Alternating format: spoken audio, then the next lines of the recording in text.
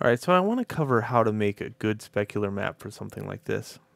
Notice my layer structure. I got these brighter nodes in here. I got these darker nodes in here. I got this really hot noise. What I want to do here is make something in this layer, and I'm going to turn this only into black white in this one area. Okay? Just like that. I'm just going to leave it alone. On the very top surface, what I want to do is make one called exposure. And the exposure, I want to take and lessen this quite a bit.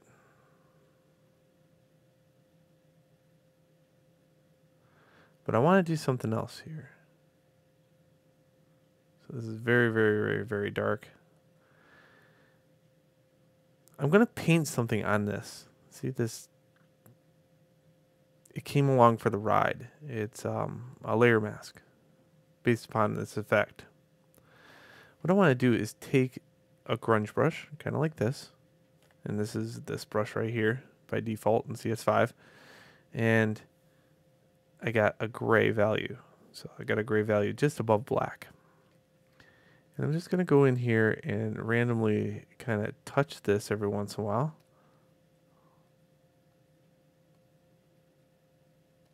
Bringing only to the paint to the surface.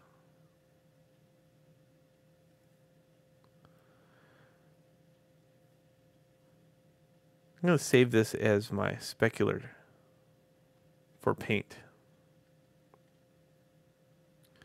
The bump map I'm going to leave alone. As I said, it's really hard to produce a good bump map based upon texture here in Macworld.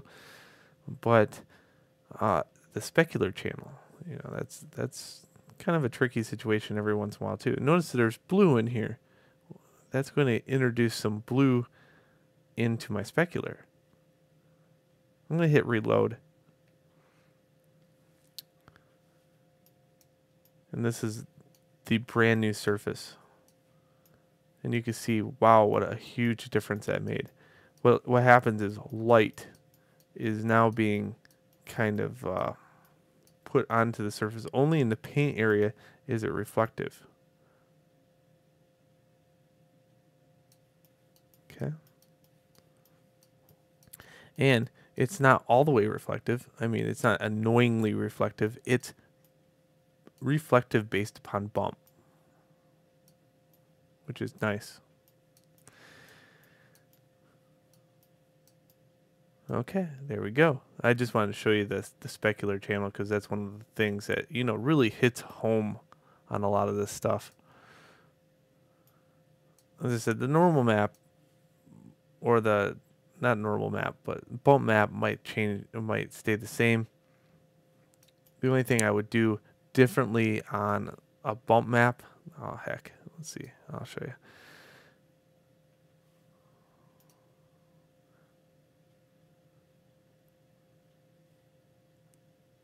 So a bump map can't contain, so I want to just have this.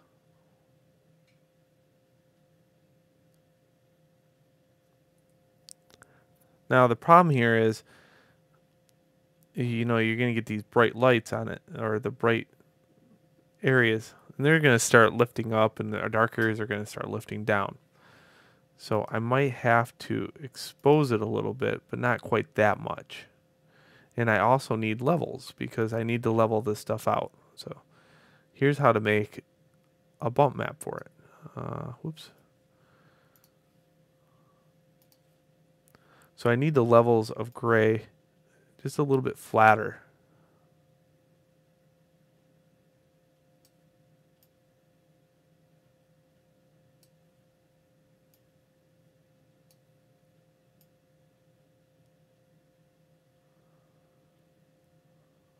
Just like that.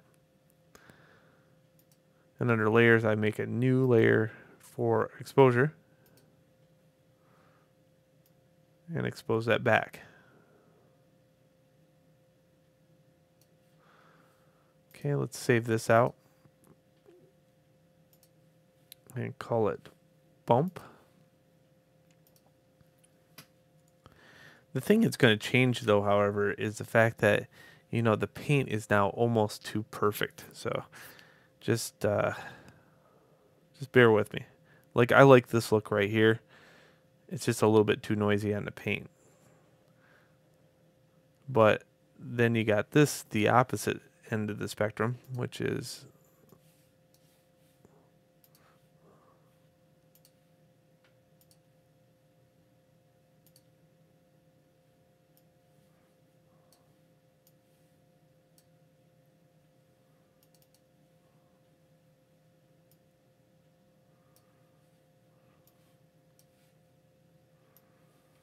and I'm going to attach this to the bump.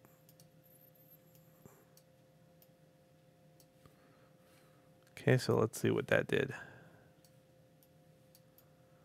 So that's a little bit better because now the surface of the paint is only bumpy right here on the edges of it. See? Where it starts dissolving a little bit.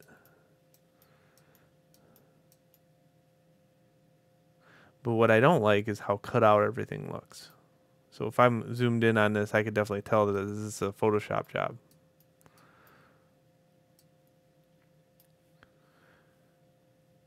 So oftentimes, in those times anyway, I like to go back and kind of look at things.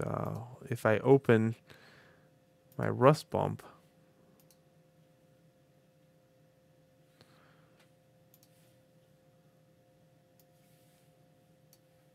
edit, copy, merge,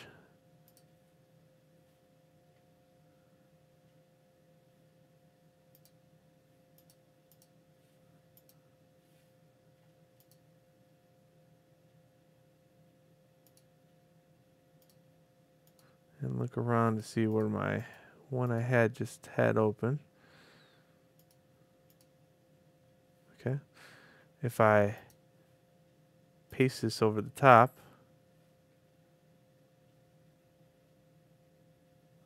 and then turn it down quite a bit,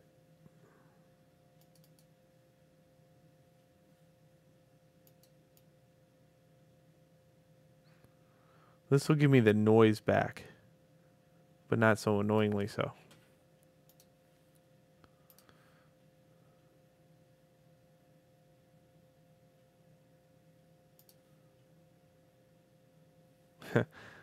Wow, that's a bad naming convention. How about rust paint bump?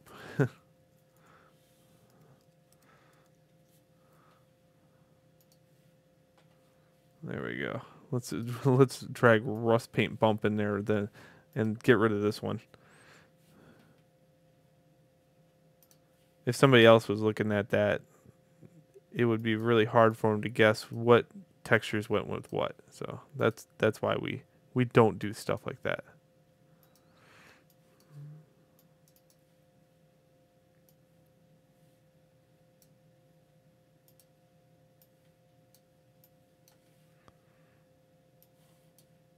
Perfect.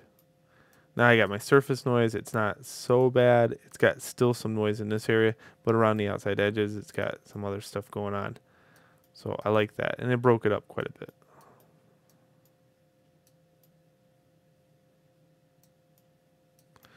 All right.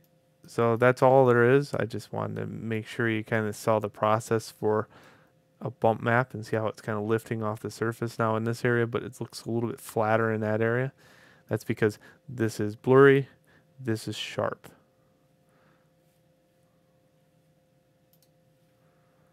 Blurry, sharp.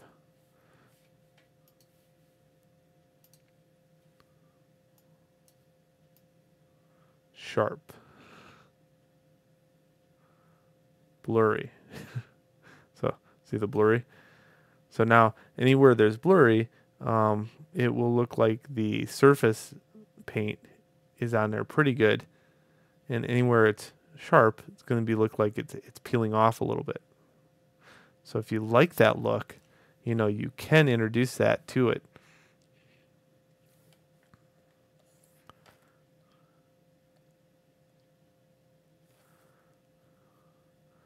All I did was copy, merge, edit, paste. In the layers, I have this new layer right here. Okay.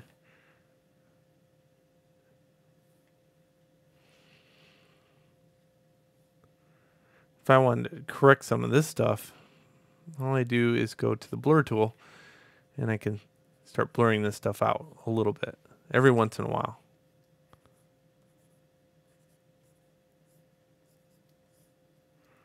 And that way it makes it a little bit more believable. Not everything's peeling off the surface.